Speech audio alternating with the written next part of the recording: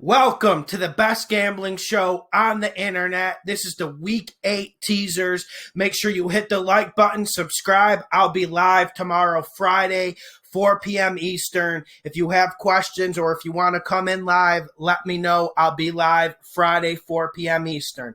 So let's get to these teasers. I'm not putting this on my teaser list, but let's look at Atlanta, Carolina. I'm going to churn that Atlanta +2. I'm going to churn that Atlanta +9. Like I said, this isn't on my Week 8 teaser, but I know you guys want a little bit of something to chew on since this is the only game on Thursday night.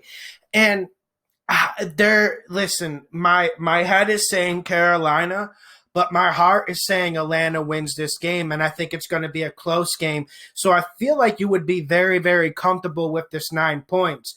And this Carolina dream, it's been fun to watch, and you got to give a lot of credit to Matt Rule.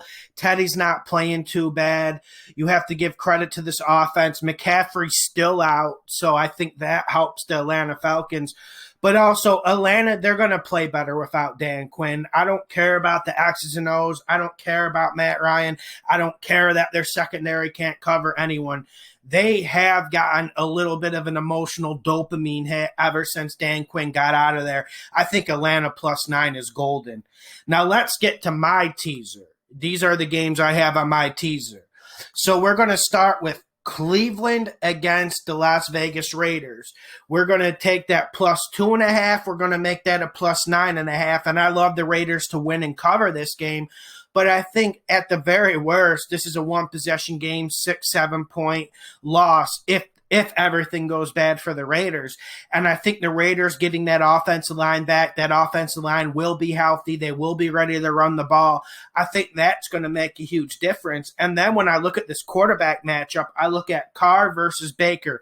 Yes, Baker had a really good game last week, and we don't want to take anything away from him. But I feel like Carr's playing the better football.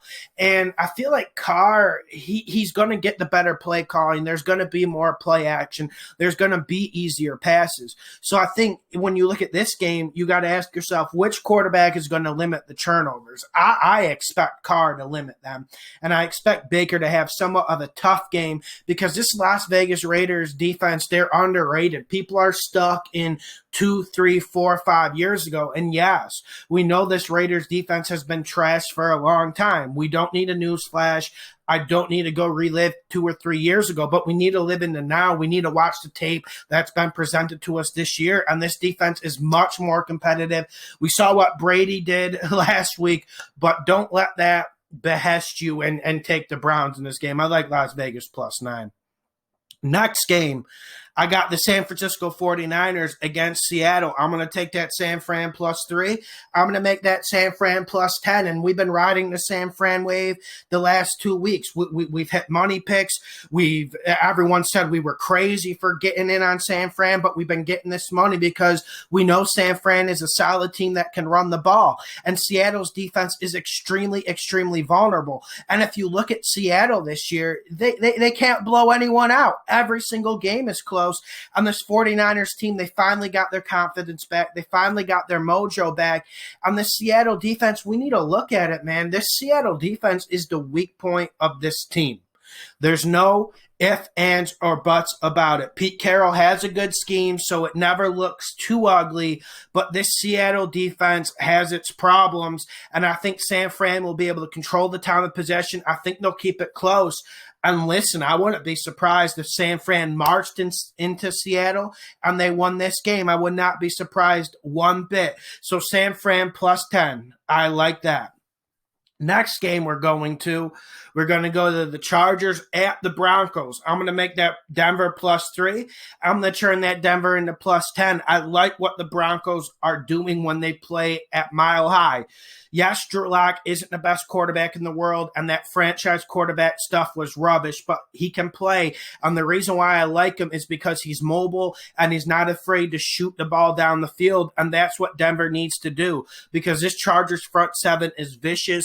You better run the ball against them, and you better push it down the field, because if Denver does it, if Denver thinks they're going to just run the ball and work the short passing game, they're not going to win this. Luckily, Locke feels comfortable pushing the ball down the field, and I think that'll keep them honest. And then we got to look at Herbert, and what Herbert's been doing is great, but I don't like this Chargers run game as much as other people.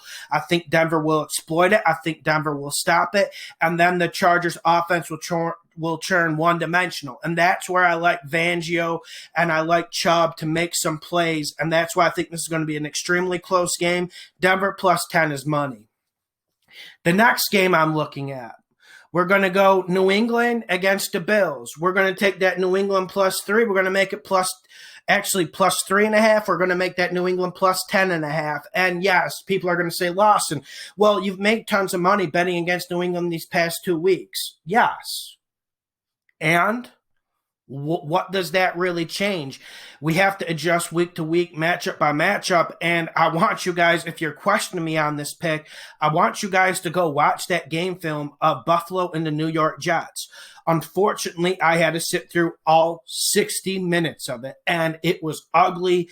It was trashy. This Bills team looks out of rhythm, and you can say, oh, well, a win's a win, Lawson. Yeah, a win's a win, but we have to keep in mind that the New England Patriots are going to be a little bit more organized and a little bit more motivated than the New York Jets. Then you got Cam Newton playing for his job, and I know there's no options on this New England offense. I've been saying it all year, and I think their defense is overrated, but I think this defense churns some turnovers against Josh Allen and the Bills. I think they get at least 2, and I think that's why this game's going to be extremely close.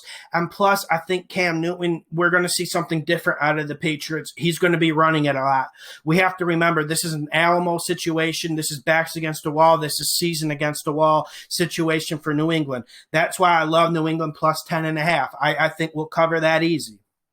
Next game, and I'm getting a little bit risky here. This is the last teaser. I'm going to make that Indy. I'm going to make that Detroit plus 3. I'm going to make it plus 10. And I have questions about Detroit's ability to stop the run, but I think they do just enough. And I think Phillip Rivers is going to have to throw this rock more than people think. And you want to know what happens when Phillip Rivers throws?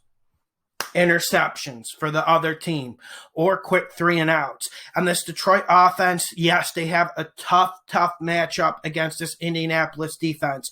I do not plan on Detroit running this ball. I repeat, I do not plan on Detroit running this ball. So if you want them to have a little bit of a run-pass balance, and that's why you want to put the bet on them, then don't. Then lay off and look for some other scraps of meat to eat this week. But I think Detroit, they're going to throw the ball. They're going to throw it often. I think Matt Stafford's going to make good decisions. And I do think people are getting a little bit too crazy about this Indianapolis secondary. I think the facet of this Indianapolis team I like is really their front seven. I like their pass rush as well. I don't like this secondary. I think if Detroit gets the quick pass game going, they can get rhythm. They can matriculate the ball down the field. And that's why I think Detroit keeps it close, plus 10. But this is big on Matt Patricia, because Matt Patricia we'll probably hit these first 4 games, but when we do the 7-point teaser, we need 5 games. And listen, this was the one I had the least confidence in. I was thinking even of checking out and putting Atlanta plus 9, but the instincts, everything that matches up is Detroit plus 10. But I'm always worried when anything involves Matt Patricia and the Detroit Lions. And I think that's a healthy skepticism. I think that's a skepticism we need. If you don't like this Detroit one, let's do the Rams. Let's make that Rams a plus 4 or plus 3, because the Rams are a money pick for me against the Miami Dolphins. So I'm wavering right now. I'm either going to go Detroit as the last team in my teaser, Detroit plus 10, or I'm going to go Rams plus 4, Rams plus 3, whatever the bookies give me. Subscribe, hit the like button, share the videos. This is the best gambling podcast on the internet, and we got receipts, baby. We got receipts for it. Subscribe.